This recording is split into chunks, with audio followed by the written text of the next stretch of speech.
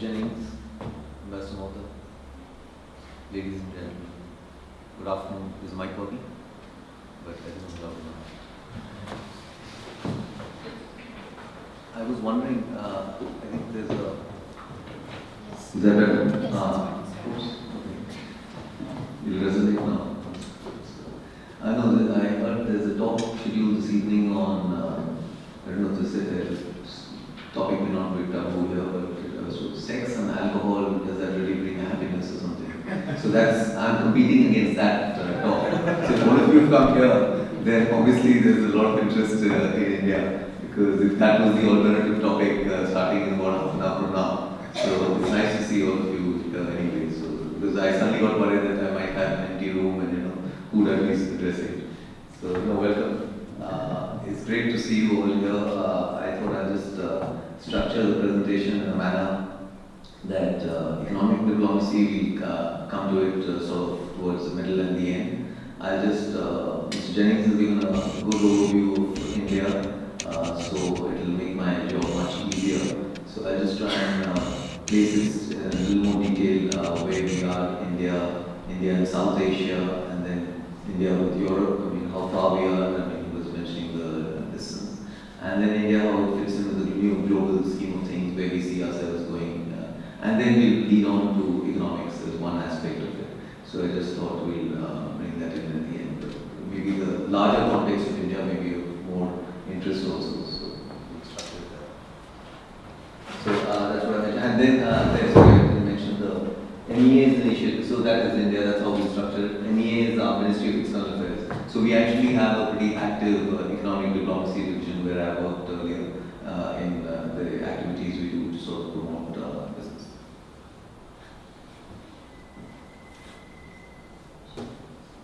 For those of you not familiar, that's the map. That's what India is all about. Very important geostrategic sort of location that we have, which many of us as Indians also don't really realize. So the significance of this. We'll start off right away with sort of the dragon in the room, always China. We have a border with China over 4,000 kilometers. The longest land border with China, and it's not resolved. So we have a border dispute with China. The only part we resolved is this part on top of Sikkim, that's 200 kilometers. So that's over 4,000 kilometers of a border with China that is unresolved. So, as some people say, the largest real estate dispute in the world. So that's what we are, India is sort of having to deal with. Then we come in here and we can see that we're pretty close to the Southeast Asian. This is only 100, Andaman and Nicobar Islands is 100 kilometers from Indonesia. We have maritime boundaries and land boundaries with 3 Southeast ASEAN countries, as we like to call it.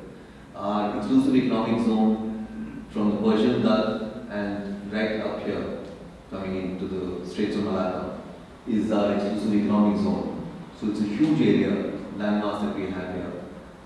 We have Central Asia right there, Tajikistan. It's virtually bordering on our northern neighbor. So Central Asia there, ASEAN here, West Asia will come in here. So that's the broad context in which we are situated. Basically strategic autonomy. So we haven't fallen into any camps. We continue to sort of take decisions as per our national interests. So our leaders have sort of brought that up, and we have continued with those traditions of strategic autonomy. Now, as Mr. Jennings also mentioned, economic growth, per capita income risen to this, we are close to a $2 trillion economy. But $2 trillion, just to put it in context also, the United States is at 16 trillion, Europe is at 12, 14 trillion.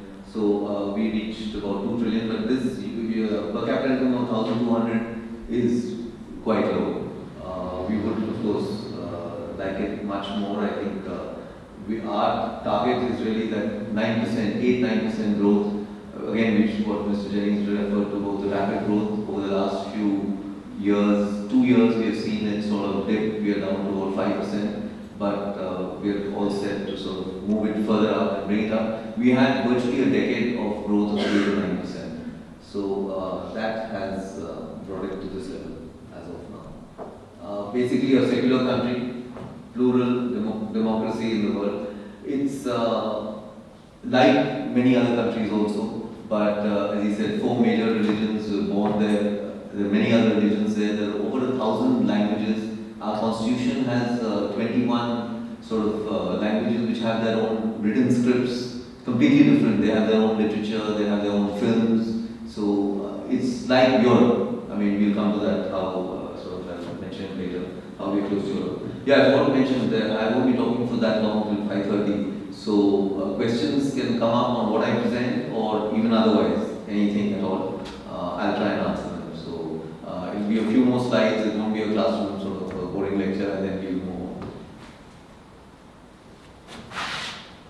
Yeah. So again to further go out of India, so now India and South Asia. We can start with China. I mentioned here. It's not referred to, but it's there. We have Nepal. Ambassador Mota has served in Nepal, so she knows Nepal quite well. We've been working very hard with Bhutan. Bhutan, we've got hydroelectric power projects wherein the power is generated there and sold to India. That is more than triple the per capita income of Bhutan, just by the sheer fact of them pegging into the India growth story, the economic growth. That power generated in hydroelectric plants. We're trying it with Nepal. It's just beginning to work, but because of domestic politics, and Nepal's hydroelectric potential is far, far more than Bhutan's. But it's not sort of, you'll begin to understand the economics if you understand the politics behind it all. So that's why we sort of quickly run through that. So that you comprehend where, again, as I said, what India is up against. Bangladesh, 71, Indian troops actually died, many of them fighting for Bangladesh. There was a lot of it was a long story, but this is Pakistan. So there's Pakistan and Bangladesh here. So that is in 71 and Bangladesh got its independence.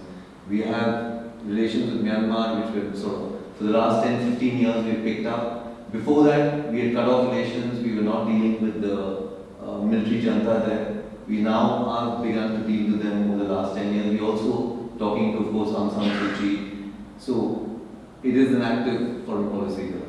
Sri Lanka, after we have, this is Tamil Nadu, Indian state of Tamil Nadu. A lot of population here in the north and in the east is from origins of Tamil Nadu here.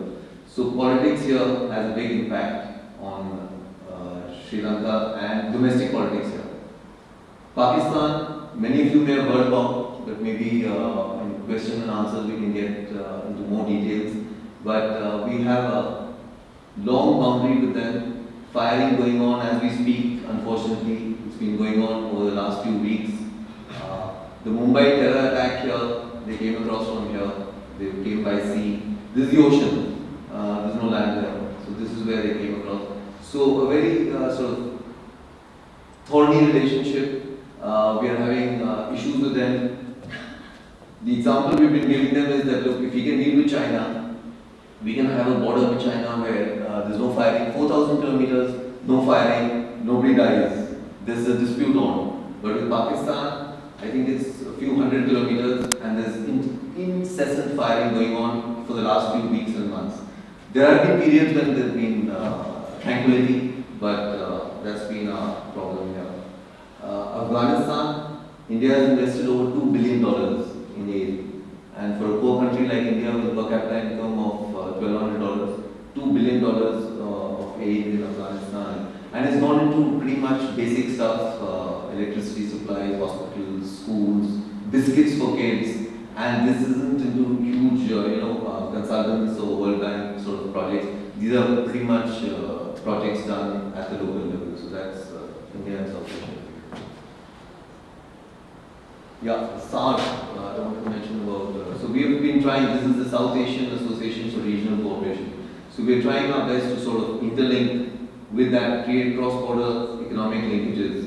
There's a South Asian Free Trade Agreement. And with an economy like India's in that whole region growing at 8-9%, we would like and expect and hope that sort of the other countries plug in and the entire region can grow. But as I tried to bring out a little bit about geopolitics of Europe. So of course, for national security purposes, the immediate periphery is absolutely critical. I mean, we don't have to. We need to make sure that it's pretty peaceful and stable. Moving further up in India and bringing up Europe and the rest of the world, Europe's it looks far, the Central Asia in between, where we have great interest in the stability in Central Asia, Uzbekistan, Turkmenistan, Kyrgyzstan, Tajikistan. They are sources of oil and gas, which we still haven't sort of tapped into. More than that, we have very active counter-terrorism because these are sort of unstable areas where we have concerns on terrorism. So that's Central Asia for you. China, we already spoke about. ASEAN, which I was mentioning that we have landmarks. This is the Andaman Sea that I showed you earlier. So ASEAN is here, a rapidly growing region that you all know about ASEAN. Our trade target for 2 years from now is $100 billion with ASEAN. At the moment, it's $75 billion. So we have an active engagement with all the countries, all the 10 countries of ASEAN, annual summits and all that. West Asia, we have 6 to 7 million Indian diaspora. 7 million Indian diaspora. We have trade of $170 billion. So that's the trade figures with West Asia. Remittances of $60 billion. So these are all the economic figures that we have to grapple with at the foreign ministry. That this is our stakes in the Middle East and West Asia. Europe. We are pretty much like 28, you have 28 member states, I think with Croatia having just joined, India has 28 states, multilingual, multi-ethnic, quite similar when you actually look at it on the broader spectrum. And we have a regular summit with Europe also, Europe-India summit annually. We are looking at finalizing, we are literally at the last mile of the India-EU bilateral trade and investment agreement. It will end up being the most liberal agreement that India has ever negotiated with any country in the world. So unfortunately, it's sort of held up for a few issues as of now, but we can get into details again later in the Q&A if that's of interest to anyone. Yeah, I spoke about China already because that of course is our biggest sort of neighbor and interest. We always feel that there's enough space for India and China to both meet our developing needs. There are two growing large economies. I mean, China's growth, I mean, you all know about, you've heard about, read about, maybe some of you visited and seen.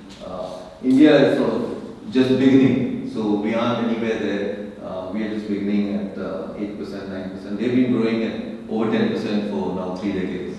So they are really at a different rate. But on the other hand, as I was mentioning, we have defense exchange, confidence building measures with China. We even have a shared vision for the 21st century.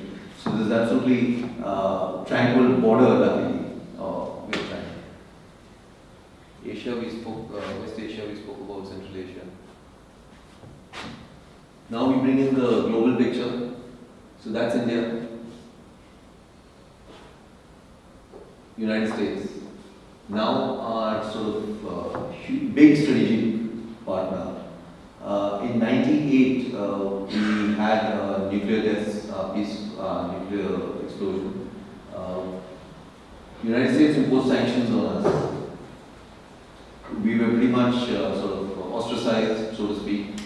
But I would like to say thanks to our diplomatic efforts, but maybe due to other reasons also. Now, the United States worked hard enough to sort of get us an exemption for the nuclear suppliers rule. I mean, which Lithuania is also a member of, and I'll be speaking on that tomorrow in the Foreign Office. But we are very now looking at getting membership of the same regimes which barely 15 years back we were ostracized from. The nuclear suppliers group, the Wassenaar Agreement, the Australia Group, and the Missile Technology Control Regime, MTCR. MTCR Lithuania is not a member of, but it is a member of the other 3 regimes. So we are very interested in becoming members of that, starting with the nuclear suppliers group. It's 45 countries. India is now permitted with an exemption to trade with these in nuclear issues with these countries, and the United States played a great role in that. We have the 3 million diaspora there in the United States. 3 3 million, total diaspora, Indian diaspora globally is 25 million. Out of which 3 million there are doctors, scientists, management, managers, lawyers. So it's a very highly skilled diaspora here. Helps us build our linkages with them. But otherwise we deal with the United States across sectors on strategic issues, on climate change, on food security, on Afghanistan. We discuss cross-cutting issues with them. We have a big defense relationship with them. So in all sectors now, United States we've been dealing with quite comfortably. The other one we haven't spoken about, the USSR. It was our traditional partner, the USSR. After the collapse of the Soviet Union, we sort of beginning to rebuild our relationships with the individual republics, of course, but also with Russia. So, in fact, our Prime Minister was in Russia yesterday, the day before yesterday. So, we are having a lot of negotiations with them.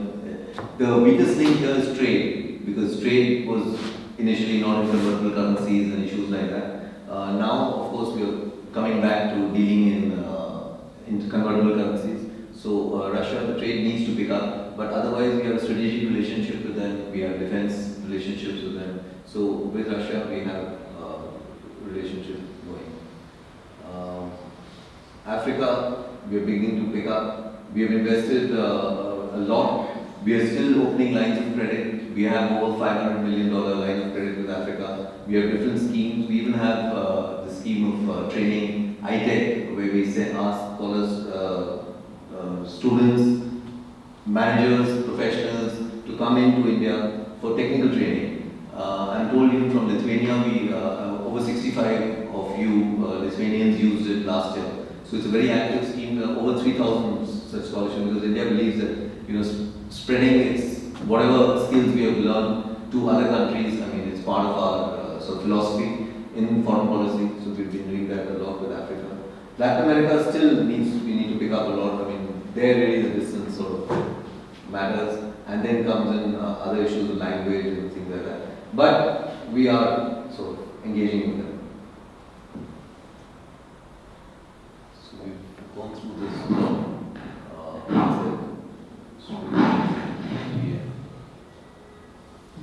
Yeah, coming to economic diplomacy. So basically, what is it now? Economic diplomacy. Very difficult to define specifically, but in a broad brush, sort of something that promotes your interests abroad, economic interests abroad also. So that's how sort of you define it. Basically, what does it entail? I mean, India has gone through several stages while we were developing. In the 70s, the oil shock hit us. 73, when the first released oil shock hit us. We started doing a lot of activities for trade promotion, trying to sort of promote Indian products abroad. That was the first step.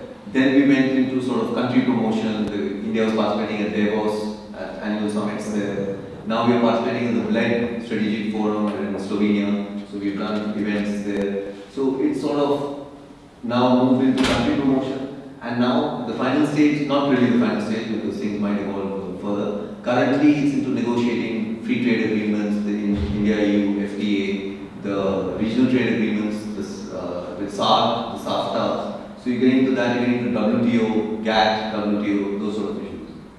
Just to tell you historically, references to this goes back to the Amarna archives. These are in Middle Egypt, which date to 14th century BC. So, to put it in context, I just wanted, today I was at the National Museum there, and I was told that it was 1,000 years, it was a millennium celebration, 2009, that the foundation of Lithuania first entered in Britain record. So, 1,000 years back. But this references to this economic diplomacy and all go back even to the 14th century BC, so it goes back there and everything. Yeah, so just spoke about that. Oh yes, now, so the other issues with dealing with the World Bank, IMF, UNCTAD. I must in this talk about aid diplomacy, where now I was mentioning with Afghanistan, it's big. Now we've also got it going with our neighboring countries, we've also got it going with Africa. So a lot of emphasis on aid diplomacy. So that is a huge new area. We set up a full division in the Ministry of External Affairs, like the USAID. So of course it's not as big as that, the program, but it's there and active. What is the main objective of this economic diplomacy? Projection of India as an emerging economic power. I mean, since you've all heard about it, Mr. Jennings mentioned it, so that's what sort of we try to do. We engage in negotiations at this level, multilateral trade and economic negotiations, regional trade agreements, access to foreign resources. Here is really our embassies are quite active in trying to tap into. India is very weak and resource poor in the sense of currently oil, 65% of oil is imported. A lot of other raw materials we lack in. So we don't have that. We have human, we have IT, we have skills, other skills, but we lack physical resources. So there's the access to foreign resources is again a big feature of our economic diplomacy. Aid diplomacy I spoke about. Indian diaspora spread out all over the world, they could help contribute.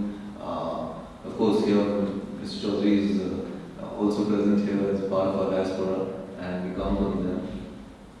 Promotion of exports, new business abroad, need to change our mindset to get going, because this is traditional. Economic diplomacy is not a traditional field in which many of us have been trained or born and brought up with. So in the foreign service, normally it's all talk about the geopolitical, the strategic space, and that's the diplomacy that most of us sort of get trained in. The new breed of Indian diplomats are now consciously being trained in tools and art of economic diplomacy and being actually sort of coached to look out for opportunities, because these are opportunities that come and will pass by if they're not grabbed. So that's what a change of mindset is required. Yeah, this is just it's here to stay. We need to shift to a knowledge economy. R&D and manufacturing sector of India needs to be strengthened. There's a youth dividend. It's a very youthful population in India. Over 60% of the population is over 25 years of age. So it's a huge youth population that's sort of coming up. And that's it. Thank you, ladies and gentlemen. That's the presentation I'm ready for Q&A.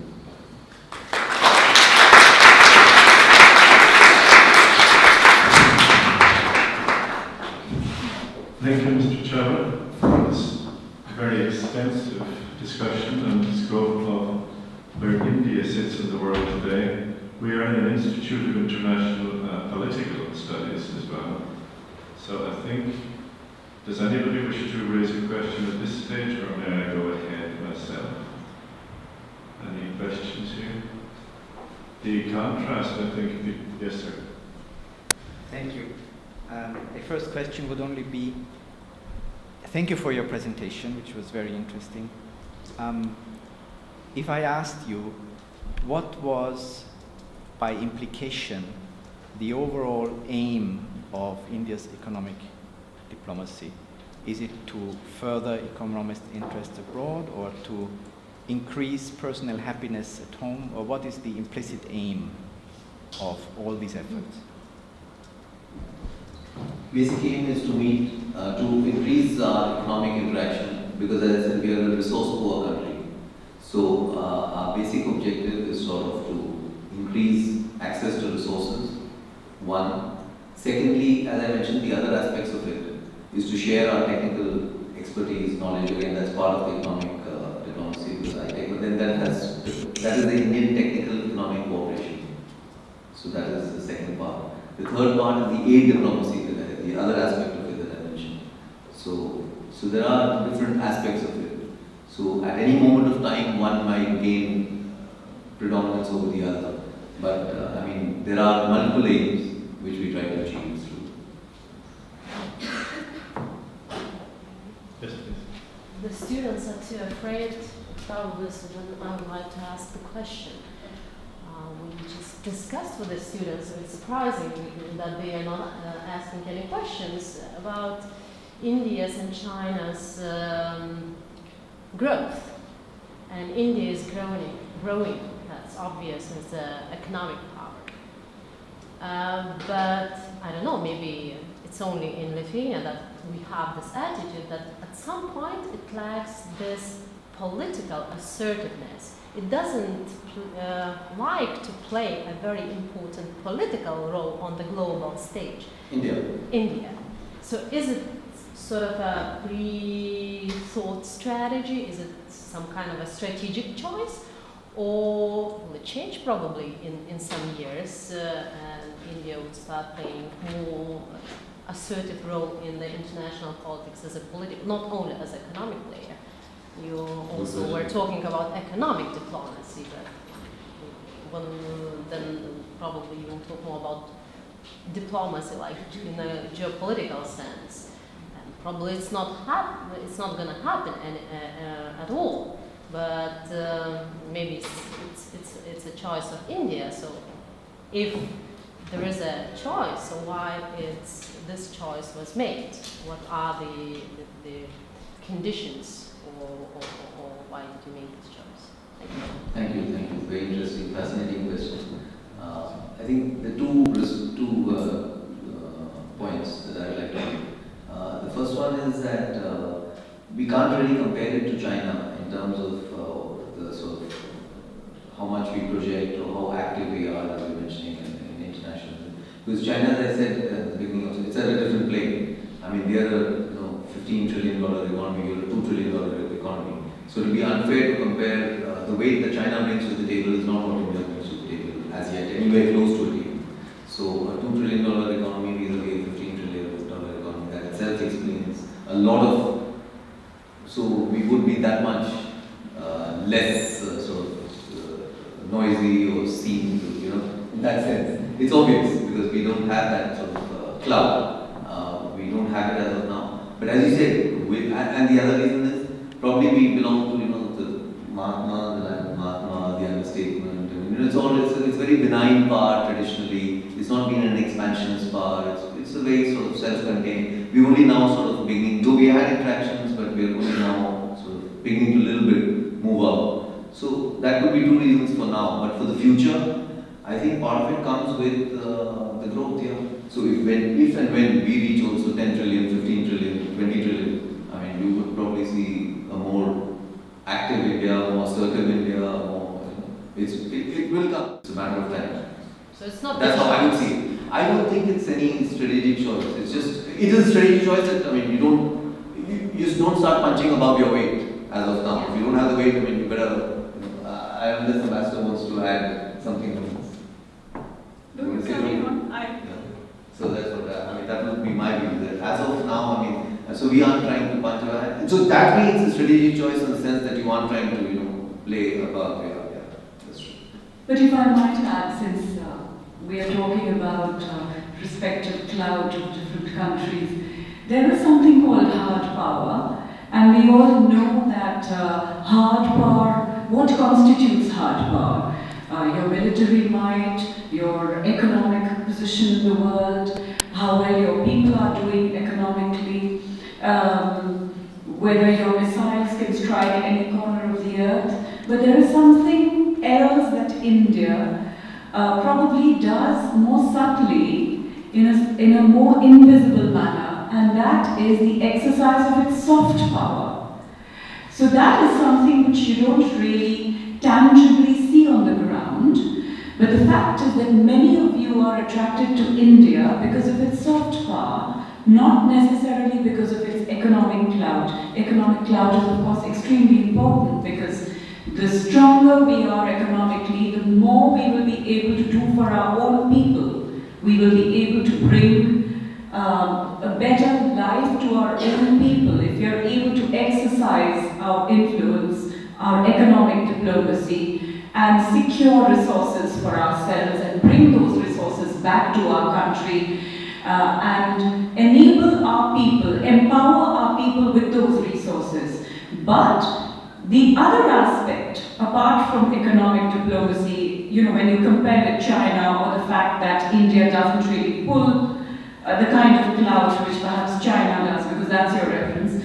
But it's interesting that a lot of people perhaps see the rise of China differently. Some of them also see it with concern, whereas most of the world doesn't see the rise of India with concern. And the reason for that is the soft power of India. The fact that Rahul mentioned that we are seen as a more benign kind of an influence. We are not a coercive power in the world. We believe in the power of persuasion. And I think that is an important influence, even though it is intangible. Yes, sir. Just a second. Please use the mic. So we got record your question properly. Okay? There you go. Thank you. No problem. India is known to be a foreign investment welcome country in principle. Interestingly, with an exemption of foreign retailers. Do you think the Indian businesses and consumers would benefit from allowing Tesco's and Walmarts to come and invest in India? Yes, that's true. You've been following the debate in India as of now, but definitely that everybody understands that the Tesco and the Walmarts, when they come in, they are going to bring in economies of scale. The food chain is going to be streamlined. As of now, we are losing over 60 to 70% of our food rots. They don't have a systematic supply chain. So there are huge benefits and advantages that these retailers are going to bring in. So that is goes without saying. But on the other hand, what you need to realize is that India is also a democratic state with a fair, like 28 different states. And many of these decisions need the approval of all the states. So you can't impose these decisions like the European Union. I mean, you'll probably realize that the best since we are speaking in Europe today. So getting a decision like this through, so it requires a lot of, as she said, persuasion. So it cannot be just forced down. So it's a democracy. It will just be vetoed, and there's no way it can be forced. So things are opening up. I mean, Walmart was there. They just bought out. In fact, I don't know if you followed the news the day before yesterday. They're buying out their Indian partner. So Walmart is going to be there completely on their own, and their domestic partner is going off into some other business. So it will be no longer Bharati Walmart. So it's already there. It's open. It's as open as it can get for that moment, for that where we are at the current stage of development. Because there is a lot of resistance. Because there are a lot of these small stores, as we call them, mom and pop stores. A lot of livelihoods depend on that. Over 3 million people are dependent on those sort of stores, which they are running. So they will begin to go out of business. So alternative livelihoods have to be found, But the consumer has to put the pressure because he wants modern retailing, he wants a good shopping experience. That's obvious. So the more he comes out, he travels, he sees it, a few stores open, it is going to come out. It's again, that's why we are a little slow also. So we aren't able to sort of that. The growth rate has dropped down, as I said sometimes, as sometimes we say it's policy paralysis. We aren't able to push it through. But you can't, because in a democratic system, I mean, you just can't. You just have to go along with as much as you can. You keep on trying to persuade, and whenever the persuasion has worked, it's passed in Parliament. It'll go through. If it's not, its bill is stalled. It's stalled. You just can't push it through. So that is the other side. Yes, please. Yes, okay, I will have a, do you want to Just a follow? second. Oh, it's fine, I can speak. But we can Yeah, They want to okay. record you. Sure. Thank you very much. So actually, I will have a remark and a question, yes. So I would disagree with Madam, but there is nothing known about Indian growth in the world. Probably it depends on what kind of news you are watching, yes. So if you will turn on the Russian news, it will be speaking about how strong is India and how it's growing, and about the possible partnership and relationship with Russia. And I think yesterday your Prime Minister was visiting Russia, yes, and the President of Russian Federation, Putin, he told actually that they are speaking between about creating some kind of golden triangle, Russia, China and India. Can you please comment on this? Thank you. We already have this golden triangle, I don't know, but we call it RIG, Russia, India, China. So we have this trilateral sort of summits. We have a few joint projects. it's a new initiative which just started a few, maybe 4-5 years back. And we've been having meetings of these level summits, and then when we meet, if you go to the United Nations General Assembly, during that on the sidelines we have the RIC, again the RIC meetings and all that. So these are three very different countries politically, but in terms of future potential for economic growth, so that's where we see the collaboration in that. So we can share experiences of how each of us are at the sort of developing stage of our economic growth. So that is where we are looking at collaborating. But of course, the political systems are quite different in Russia and China and India. But then this is not a political grouping. So it is really in that sense. In other issues, social issues, economic issues, so those are the issues where we are looking at development, health, education. So those are the issues where there will be collaboration. Yes, please. Yeah.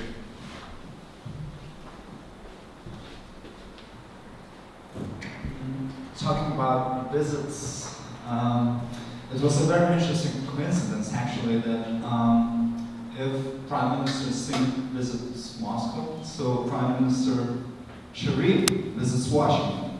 So speaking about the so-called triangles, how do you see the current dynamics in that Washington, Islamabad, New Delhi triangle, especially considering the problem of Afghanistan? When next year the coalition forces leave that country, how do you see the, what changes do you see in the Indian role in that country, which is currently a very considerable one? Thank you. I didn't notice that coincidence of visits. I'm glad you pointed it out. That's interesting. But on the other hand, I mean, yeah, there is and there isn't any triangle between Washington, Pakistan and India. I mean, the main dispute, I don't know if any of you are you interested in that, in the Kashmir? Let's just go back to the map, to sort of, since you raised the issue. I can't give up the opportunity to explain it to you. 1947, we were all one. And that's the boundary, Pakistan-India boundary. And 47, these were all independent sort of minor municipalities, states, and all that sort of one, some sort of central rule by the British. So everyone was asked, you know, do you want to join India or you want to join Pakistan, or you know, what do you want to do? So sort of all the Maharajas and all that sort of opted for whatever seemed logically possible. So many of these guys joined India, these guys joined Pakistan. So the problem came here with Kashmir. So the Maharaja of Kashmir said, initially he didn't want to join anyone. He said, look, let me think about it or whatever, 47. Pakistan started moving in its, they claimed they were not regular troops, I mean irregular troops or regular troops or whatever. They started moving forces in. The Maharaja got upset.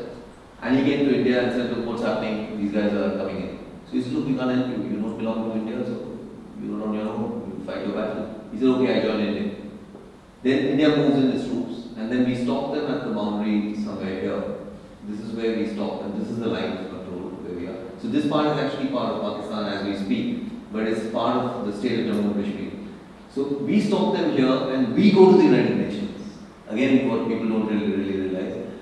Pandit Nehru in you know, his whatever, his magnanimous, or he was so convinced of our stance that he said, look, I mean, the United Nations cannot but support us.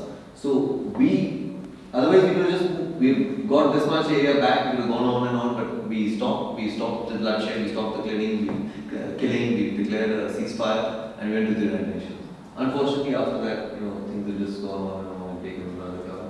So what Pakistan wants is that Jammu and Kashmir, sort of, because it's Muslim, they wanted part of them. But then, what they don't, or they know it, but for whatever it's worth, we have 200 million Muslims, 200 million Muslims spread out over this. So if just being Muslim, you know, Bangladesh was also sort of Muslim, and they couldn't sustain it. I mean, it cannot work like this. So similarly, there are many Muslims here, many million, I mean, enough to make a small European state. You know, so what would you do? they would join Pakistan. I mean, it doesn't make sense. There are many more Muslims here. Let's say I would maybe, I don't know what the exact figure is, but I would guess there are about 40 million Muslims here. You know? That's the size of, 40 million, that's the size of Ukraine. So would this be a part of Pakistan? So it's not sustainable. Okay? I mean, and India has not been formed on the basis of religion. So, and states aren't always formed on the basis of religion. There may be some states, but India is not. And this is a completely secular. So Muslims are spread out all over, right? From here down there. There are, of course, I mean, there are pockets of them, but there are 200 million of them. And living in peace side by side in villages and all that. There are occasional riots, flare-ups, tensions, social tensions. People get killed, that's true. But then, there's a sort of hidden agenda behind it. Politicians, somebody stokes the fires, and it's easy to get people excited on religion. But otherwise, if by principle, if you assume that a Muslim is not able to stay here, I mean, 200 million, and we are 1 billion, I mean, there would be, the whole place would be on fire. I mean, 200 million you can't, so you can't have this religious based, but that is the Pakistan's claim to Jammu and Kashmir. That these guys are Muslims and therefore they should be part of us. If India was to anyway give up to this, then there will be no more India. The idea of India is that it's a secular country. People are free to practice whatever religion they like. There are Jews, the original Jews going back, there are Christians, I mean, there are Sikhs, it's the birthplace of religions. So there's no such. So that's where, so going back to just your question about where Washington comes in. So the United States and most of the world has realized that, look, India and Pakistan needs to sort this out. They are trying to internationalize it, unfortunately, continuously sort of break it up. What the other part that you have to keep in mind is basically Pakistan is a military state. The military has ruled it for the last so many years. So it's in their sort of interest to keep some sort of tension on the line of control going, because that's how they get their budgets. That's how you get weapons. That's how you get greater sort of access to domestic resources. You argue that there's a problem at the border, so the parliament is forced to pass there or whatever. So the military sort of runs that complex. So it's in their interest to keep the pot boiling, so to speak. We have been trying to tell them that, look, we have had peaceful relations, as I said, with China, which is much larger, much bigger. So why can't we do the same with Pakistan? Why can't we have little open border? We can have free exchange of people. We can have cultural exchanges, sports teams meeting. We can have we can have trade. They aren't ready to give it. More than that, then linking up with your Afghanistan issue. From here, the $2 billion of trade, aid that I mentioned to you, that India wants, the easiest way to get to Afghanistan would be through Pakistan. But they don't allow it. They don't allow Indian aid to go through Pakistan to transit to Afghanistan. It just doesn't make sense. So the rest of the world also needs to wake up and sort of tell Pakistan to sort of. So what we need to do is, in fact, then we should go to the other one. We move the goods from here. So here's Pakistan, here's Afghanistan. So it has to go from here all the way to Iran, and from Iran it goes up to Afghanistan, raising the cost. But that $2 billion going right across here is the easiest way to go. But we have to go all the way here through Iran and into Afghanistan. So they just don't have the sort of, their point of view is just, it's the army. The army controls this. We don't have a safe border. We are not going to allow your stuff to go through. And Afghanistan post 2014, we are hoping that all the investments that the international community has put into that, including India, pays off. They do manage to successful transition, but we have concerns and we aren't really fully convinced about what's going to happen exactly. The way the Doha office of the Taliban was allowed to open, as if it seemed to be a legitimate organization. I mean, these are very dangerous signals. So that's just one of the signals. Once the troops move out, and that's right on our border. And by the way, just again, Afghanistan is, as I said, this was all part of one country, Pakistan. So many of us have relatives living there. There are cultural, civilizational, historical links with Afghanistan. So Afghanistan is part of our folklore. There are fables and story tales and all that which are told about Afghanistan and Kabuliwala and stuff. So Afghanistan is completely part of so for Pakistan to say that why is India sort of helping Afghanistan?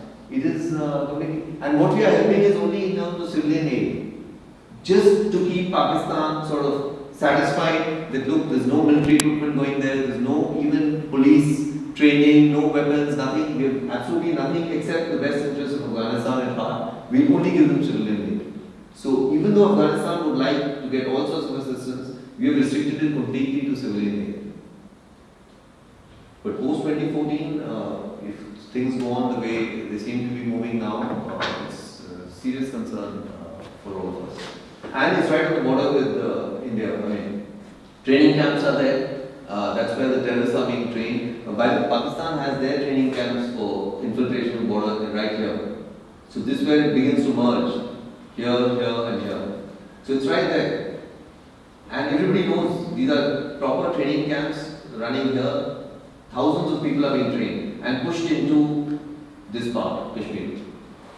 And some of them, as I said, then I don't know how many of you follow the Mumbai attack, they came from here. These terrorists, again, Pakistan seems to sort of deny it. I mean, I don't know how they can deny it. They had GPS devices on them, they all intercepts, phone intercepts, all of you may have seen that. There were many stories on that, but they still say that look, they're very part of us over there. So, if the world is ready to keep accepting that, well, we are, of course, they are our neighbors, so there's no going away. The only way we've been explaining is, look, we need to talk. You have to talk. There's no other solution. This war and trying to sort of, change this dynamics on the ground through this sort of strategy that you are doing is not going to work. If you're not ready to talk, and the Washington bit comes in, going back to your question, Washington continues to, for whatever reason, supply them with weapons which can only be used against India. So that's where Washington is sort of, we have expressed our concerns. The F-16s that Pakistan gets, where are they going to use it? The border, they can't, there's nothing to fly the F-16s into Afghanistan. The only other border is India. The tanks they get, they're placed here.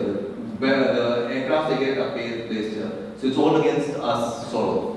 But that's another story why Washington is flying in those weapons. And that's why we are concerned. So even though Washington is our strategic partner and all that, so we can at least engage with them, talk to them, explain to them, the weapons they need to supply to Pakistan, if they have need for weapons, is to counter terrorists. And those are light machine guns, rifles, pistols, for policing. And that is required on this border, for policing. But if you give them tanks and F-16s, they are then coming here. Because they are not being positioned there. Because that is not. And what you need to give them is really more than that. You need to give them civilian, give them education, give them health, give them aid in that sense. But then Washington is another story. Yes, sir. Sorry, yes. Hello. Also, thank you for the presentation. You mentioned some regions. I personally wonder which is the most important here, but that will not be the question. I would like to focus on the Indian Ocean and China. Do you conflict with China a lot in the Indian Ocean? For example, in Sri Lanka and in East Africa, because as I see, Sri Lanka is a good partner of China. China is building a major port in Sri Lanka, which will probably be one of the biggest ports in the world. And how does China play into your strategy of economic diplomacy in both, generally in the Indian Ocean? Yes, you're right. They're building that port at Hambantota, and it was offered to India also. India didn't take up the offer, unfortunately, for whatever reason. But then now China is building it. They are active in East Africa also. You're right, you mentioned that. But then that's every country is free to deal with independent countries as they deem fit. So the only way India sort of is doing is responding. There are no immediate concerns, obviously. They're building the port, they're building the infrastructure, they're doing their normal economic diplomacy, economic activity that they need to do. And India is doing what we need to do also. We are also engaging with Sri Lanka. We have several flights coming in and out of Sri Lanka, the tourists are coming in. We have a lot of trade with East Africa also. So to whatever extent we can interact with them, provide them again with technical expertise with Sri Lanka, with East Africa. East Africa is a huge Indian diaspora, by the way.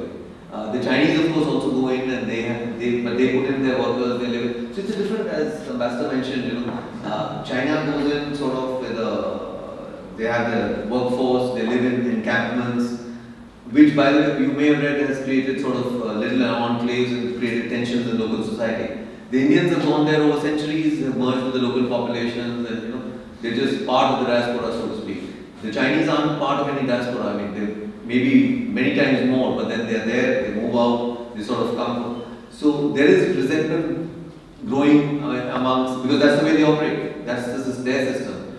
We don't have any sort of, this is not a structured sort of program or system. These are traditional moves of which have economic underpinnings. People are sort of attracted for better jobs, they move in there. There's no sort of government effort to sort of put people in East Africa or put them across. Similarly, Sri Lanka, people went in, they've been going in for centuries. They're there from, I don't know how many hundreds of years back. So they're there, they're part of the people, they live there, they assimilate with those people. So it's a different model and a different system. As we've always said, there's enough space for both if we are, careful, we are conscious. I mean, we can both sort of rise and grow peacefully. There shouldn't be any problem. Actually want to face off, which at some stage somebody may want. That's another issue.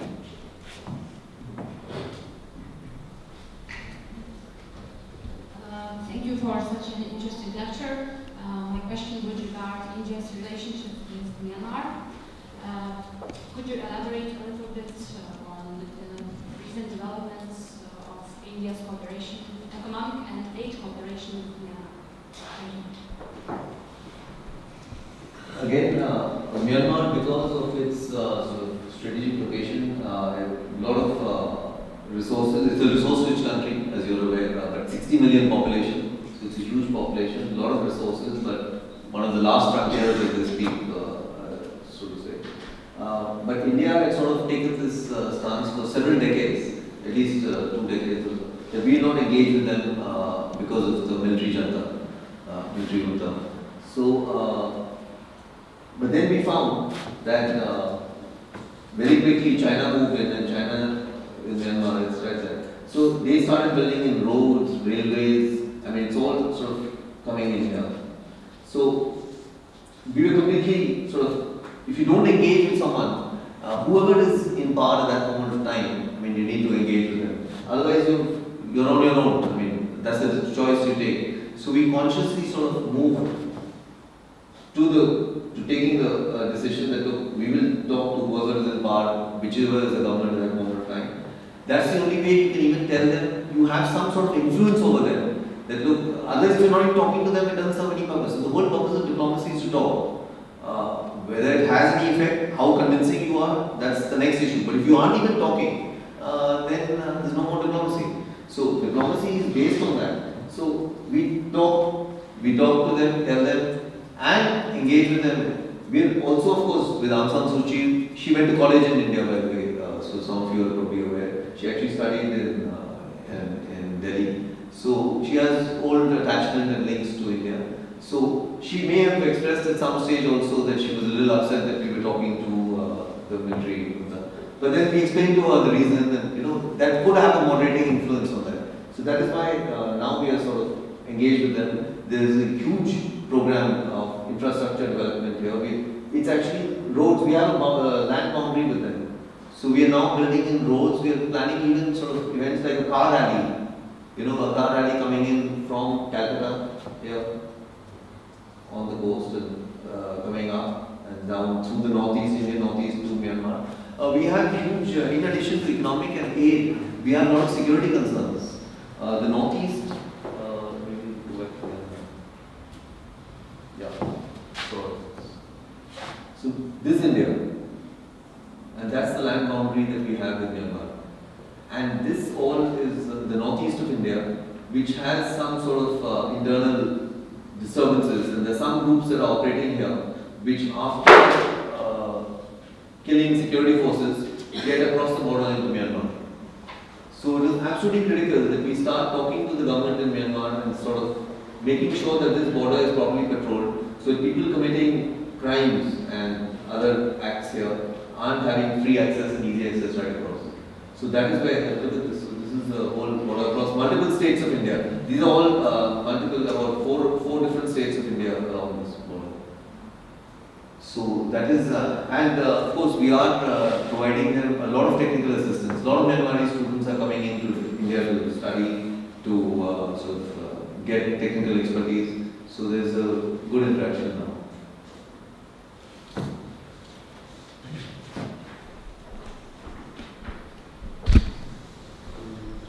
How do you see chances for a possible revival of Doha development negotiations?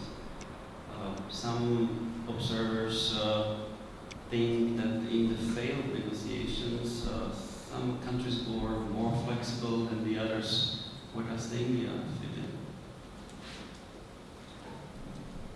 in? India basically, we opened up in 91. Until then it was a closed economy.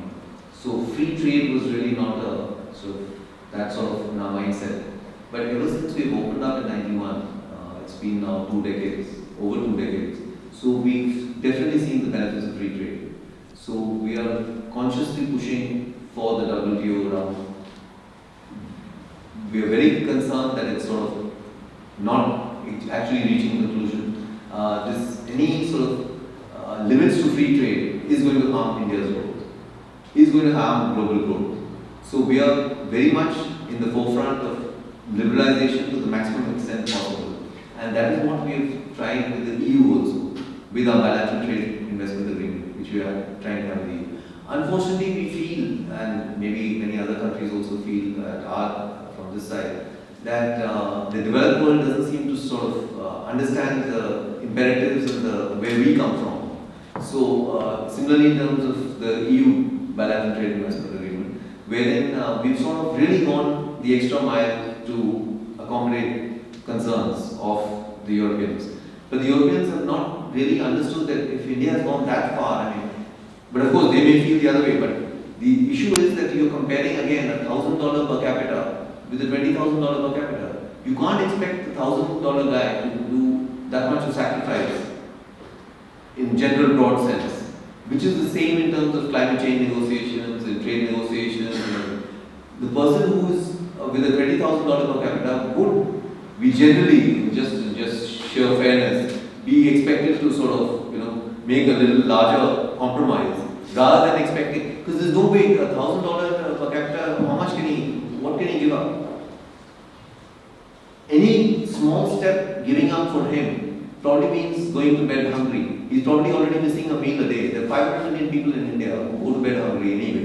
They probably get one meal and they go to bed hungry. Any more compromise will mean that he's actually going to bed with no meal the whole day. Is that where the rest of the world, who we are talking to, our partner? So the partners need to realize that that is the other side. So there's clearly a red line beyond which India will not be able to go in any of these negotiations, or other countries. I don't know how firm they are and how they stand out. But India at least is quite clear in how much we can go, and there's no further, because it's just not possible. You can't go any further. There are 400 million people in India. 400 million is just short of the population of Europe, who have not seen commercial electricity. They don't know what this means. What is this? They live with lanterns and candlelight. They don't know commercial electricity. 400 million people. Can you even begin to grasp the scale? That's virtually the population of Europe. And I said 500 million people go better. So that's huge population, masses about it. Now to say that, look, hang on, but you need to compromise, and we want this, that, or X, Y, Z. It's impossible. That government, and this is a democratic government. Whichever government gives in, whichever little the opposition is made, the government will follow. And it's not sustainable, it won't work. So they won't be able to justify it and will not work. The agreement will fail. Because the government will have to backtrack. So there's no way, normally, until now, luckily, India has not signed any agreement that they needed to backtrack on. So we maintained a pretty consistent, credible policy. So that way we will not have to.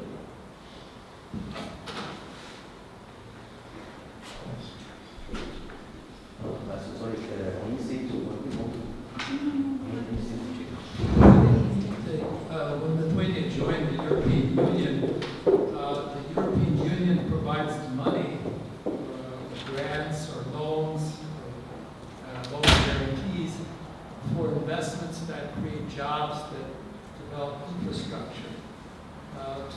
because those projects create jobs for people here, improve the economy of the country. So the EU does that. Does India do that to provide money, grants, or loans, or loan guarantees that create jobs or improve the economy? And if yes, in what sectors? Internally, obviously. Internally, in India. In India, yes. Very actively, very systematically. There are multiple levels of programs. One is at the national level, which they do, provide jobs across sectors. There are declared districts that are declared backward area districts. They have tax concessions, they have multiple advantages if you set up industries there. There are sectors where if you set up industries. So those are national level legislation which they do. But coming down then to the state level, the national level generates revenue. How it's divided among the states is a finance commission. Leading economists of India are appointed. They decide on how to allocate resources to the states, which are then allocated for setting up investment, setting up jobs, retail. And there is actually, so I'm sort of moving on from that. So that, of course, they do it, and it's very active, and industry actually looks at that before they formulate their investment decisions. That's true, because it forms a large part of their, obviously, if you can get a 25%, 30% rebate on any sort of this thing, you would tend to move towards that direction in those sectors or in those areas where we want investment. And as I said, they declare backward areas. But going to jobs which you are creating, India now has the largest job generation scheme in the world. 100 million jobs are being provided for people, as I said, people so that they don't have to go hungry to bed at night. 100 million jobs. It's called the Renrega scheme. It doesn't matter what it's called. But it's 100 million jobs already in implementation for the last 4 or 5 years. In fact, that's one of the reasons that the current government, I'm now getting into politics, which I should do as a good bureaucrat. So, but the current government feels that it's a great success and they might even win the next election because of that job generation scheme. So that's a scheme, that's a different, I'm moving off from your thing, to just explain to you the social policies that the government follows. So they've put up a scheme and the scheme has been operating pretty well. 100 million jobs and over 100 days. So one member of the family is guaranteed a job for 100 days. Absolutely guaranteed. And he doesn't need to leave his home. So the mass migration that China generates to sort of get people into factories and move them to the East Coast and all is not happening in India. So there are different models of development. Our jobs are being generated where people live. So they're being generated at that level. They may not be that high paying, they may not be factories, they may not be, but they're digging wells, they're making roads, they're laying railway lines. So these jobs are being generated where the man lives in this village. And they're just going to be extended from one member. There's some talk going on, so that they may be just doing it anytime. So that's the jobs. Yes, sir. Thank you. Sit down? Oh, yeah. Now, thank you, Mr. Chhabra. I think I just have 2 or 3 observations to make since a lot of interesting issues came up. The one thing that needs to be comprehended by the world, which unfortunately is not happening, is a one-party system and a multi-party system really can't be compared. Two twin systems and one-party rule in China with Hong Kong has never been the same as what you see between Delhi and Calcutta. The other thing that came to my mind is I had been a part of the Calcutta Kunming initiative, and we had the opportunity to negotiate with Kunming and talk about our common interests in Northeast and Eastern India. On the Chinese side, when we were talking about, sharing of water and power and a whole lot of habitat issues, the Chinese suddenly backed away. And then the other issue came to about strategic issues where China had a different take on the matter. Nobody in the world talks about more than 100,000 peasant revolts in China Nobody talks about the indiscriminate killing of the Chinese peasantry. Nobody talks about the human displacement that one has done in the name of Honda or Suzuki in terms of SEZs. Well, in India, we also had the same problem of setting up SEZs and others, but we didn't really displace the peasantry as what it has happened in China. So it's for the world to recognize that India constantly also faces a threat from China in terms of its air base. Nobody talks about, when we are talking about 4,000 kilometers of tranquil space between India and China, we should also take into account that we have an everyday fear of being attacked from Chengdu. Nobody talks about the airbase in Chengdu. And the sort of picture that one gets in the West about China is only the Guangzhou and the Shanghai area. Nobody talks about what is happening in the extreme northwestern parts of China. So if India remains a divided house between 5 or 6 areas, China is equally a divided house. And I fully agree with you that we don't have the punch factor that China has, but at the same time, there is enough evidence to show that Chinese, this entire leverage in international relations, so far as the Chinese are concerned, would also mellow down in the years to come, and there are enough reasons I don't want to ponder on it.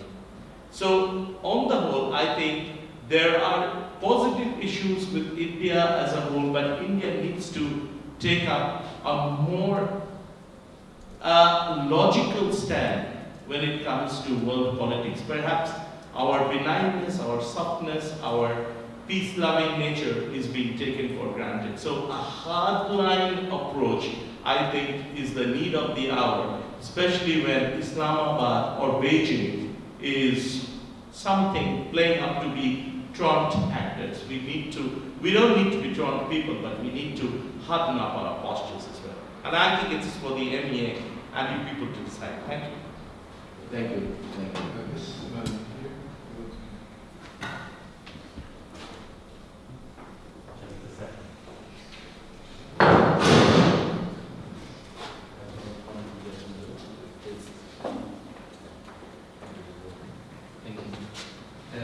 Once again, I wanted to thank you that you are here, because I think it's very important for such small countries as Lithuania to understand the biggest countries in the world, such as India. And my question will be related with what you mentioned in your presentation, that India has a lack of natural resources, and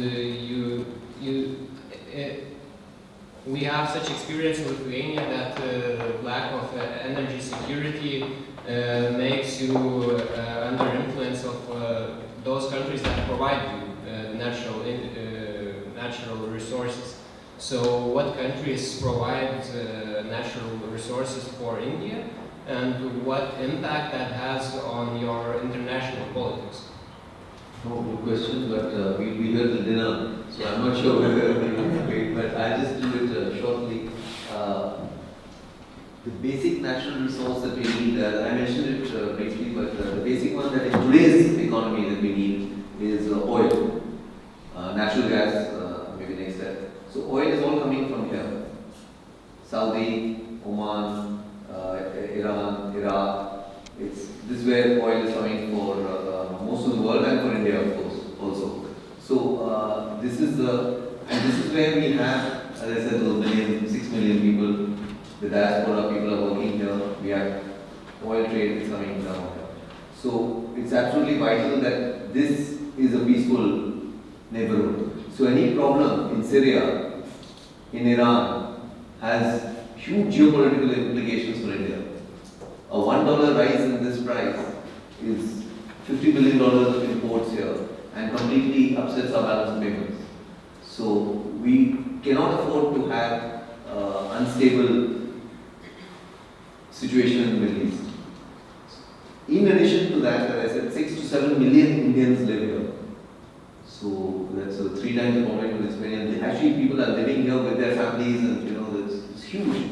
So, and we are a source of another $50 billion of revenue in Secondly comes natural gas. Here we are Oman, and that's where we're looking at the Central Asian republics here. But then we get into a pipeline, we're looking at a pipeline coming in. But unfortunately the pipeline, the land route has to come over through Afghanistan and Pakistan.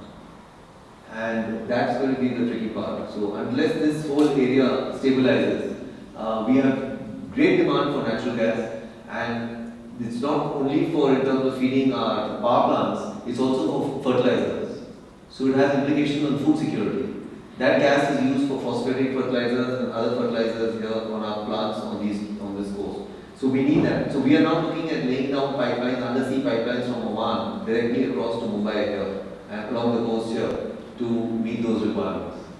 Because these pipelines, I don't know how long it will take to sort of, as I said, we are uncertain about 2014 and what's going to happen here. So when those pipelines will work and come through. But otherwise, this would be the best option for us. And coming to other natural resources that we're talking about, uranium for our civil nuclear program, for our power program, for our nuclear program, because we are planning a large-scale expansion of nuclear power, despite Fukushima. So we've sort of there is no option. I mean, we are terribly short of power. I told you, 500 million people don't have access to commercial energy. There's no way it's going to come. Where is that going to come? Even if we continue importing all the oil of Saudi Arabia, all the gas from here, it's not going to be enough. So we have decided that nuclear is the way to go. So we have already got about 20 reactors in operation. We have 8 under construction. We have a plan for another 30 to be built. So we are into nuclear power. We also have a 3-stage process of nuclear power, wherein finally the 3rd stage is the sands of Kerala. It's some sort of complicated whatever issue that we're going to use thorium, sort of. So until we use that, we need the uranium. And that is why I go back to what I mentioned in '98 when we had sanctions put and we weren't able to buy this in the market. Not only the uranium, including the raw materials, we also need the technology a little bit. But otherwise, the technology is pretty much domestically developed. It's a completely indigenous 3-stage thing wherein finally we won't need that uranium anymore. The sands of Kerala, thorium from here will be used. And this is an old program, it's been going back for 40 years. So it's nothing new that. So unlike some other countries that are now trying to present it as a new thing, or when we did our nuclear blast, Pakistan also sort of did nuclear blasts and all that. But I mean, we all know where that technology came from and how they got it and what they're doing with it. Ours is completely domestic. There is a strategic program, but that's different. We have now decided to divide it. The nuclear reactors on the strategic side will be for our strategic program, and that's our own business, there's nobody's business. The rest is civilian, for which we are now, with the NSG exemption in 2008, we are now able to actually trade in these materials, uranium and all that. But now we actually want to be members of the nuclear supervisory group and all that. So I only talked about oil, gas and uranium, but we are also short of other minerals and other things which we are importing therefore from wherever we can. We have a very active, therefore the embassies are actually consciously now being told as economic diplomacy to look out for this. There's a listing of minerals, metals, what we look for, what they are, if those countries have it. So it's a conscious policy of trying to source those